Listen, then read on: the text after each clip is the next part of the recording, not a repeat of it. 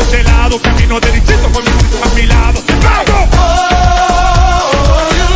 We're in Doral, Florida, Miami area, and we were very fortunate that this spa place called Hand and Stone Massage and Facial Spa, located in Doral, they allowed us to come here and film because we were talking about health and wellness, and we know that part of the health and wellness process for women is to be able to have some self-care, get a massage, get a facial, do what you need to do to relax, to get through the day, because we all lead very, very busy lives, right? Very stressed out, Very right? stressed, Yes. So this is a great idea. They have a special going on in which you do, first time here, I think it's $59 for a massage, or a facial $59. So come and visit them, guys. Come and visit them in Doral. It's a beautiful location. Oh my God, it's amazing. It smells relaxing already. I know. And the staff is wonderful, beautiful ladies that are there to help us. Yes. Okay, so let's get started. So like I said, I wanted to talk about health and wellness today because we understand the importance of being a leader wherever you're at. If you're leading a ministry, if you're leading a business, if you're a CEO, if you're a department head, whatever you're doing, if you're leading your home as a mom, you need self-care, you need health to be able to do what you do with the utmost excellence. You know, you really need to be responsible with your health, because if we don't take care of ourselves and we're not healthy, we can't lead or take care of anybody else. Right. We all know the importance of health. So today I have my friend Ana Gomez, which I'm so excited. Thank you for being here. Thank you, Rosa, for having me. It was such a great surprise when you called and you said, hey, you want to do this together with me? And I was like, with you, I'd do anything. I know. So this was really awesome. This was a great idea. So thank you for having me on your show. It's my pleasure. Oh my God. So today I wanted to talk, ladies, about because since this is a women's YouTube channel, even though if men are watching, you're more than welcome to learn from us. But give us some tips as a leader. We know that us as women, we're constantly on the go. From the moment we wake up, the moment we open up our eyes, and we are already thinking the big to-do list, right? Right, ladies? How many of us have the 10 or 10, 20 to-do list? Yes. You know, I remember in New York, I had like 20 or 30 items in a to-do list, and if I didn't get through them, I was so hard on myself. Right. I mean, here in Florida, I wake up with maybe 5 or 10. I refuse to be as stressed out as I used to be in New York City. Good for you. So, but I will still have to take care of my health. As an entrepreneur now, I find myself in a journey where I have to make wise decisions about how many clients do I take on, how much work do I take on, because it's not, you know, everybody thinks work-life balance is, you know, maybe 50% this and 50% that, but it really, work-life balance is different for everybody. Correct. But regardless, as an entrepreneur, as a leader, if you really want to be excellent at what you do, you must be healthy at all times. Correct. I mean, right? I'm sorry. So that you can be most efficient also. Without your health, you really don't have the energy to be able to give your best to others and to just to be a better caretaker, a better friend, a better wife, a better mom.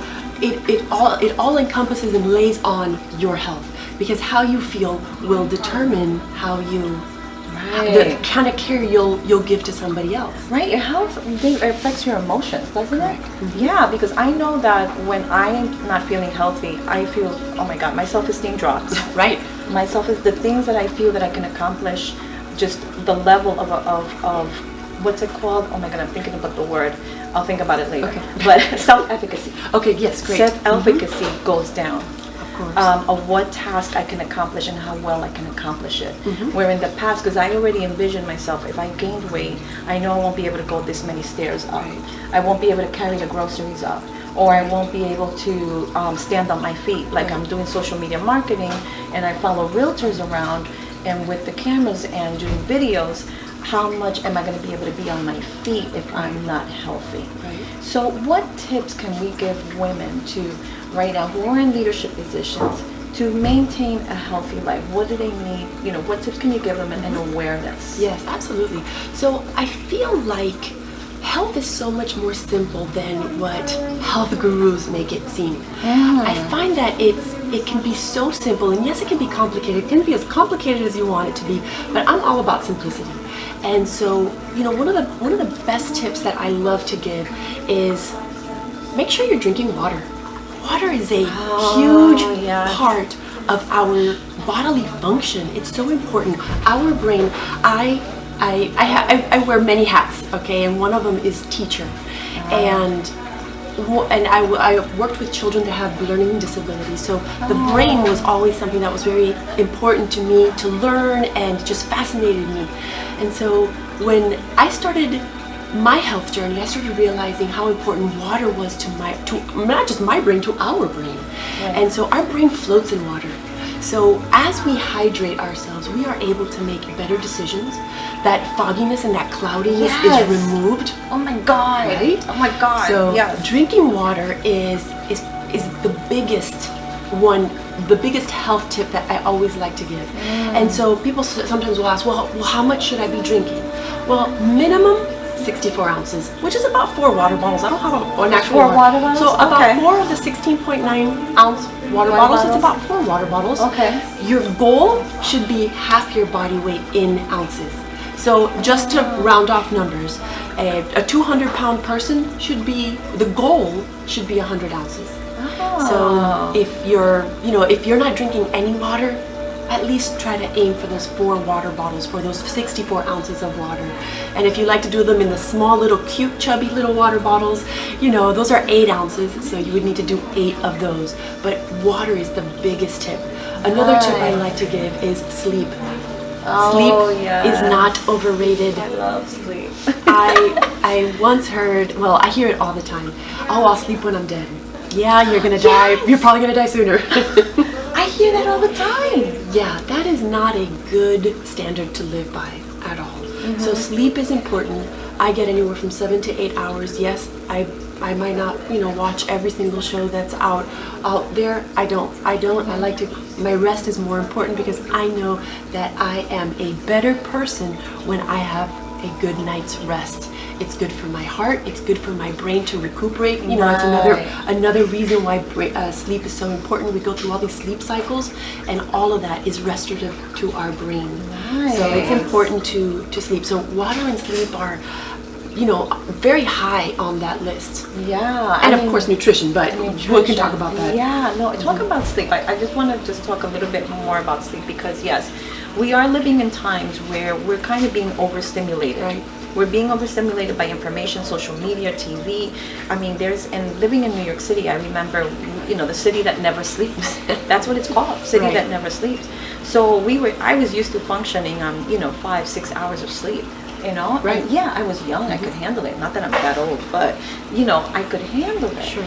But I had 3 kids. But you're right, I couldn't function that well, and I would be grouchy. Yes. I would be so grouchy.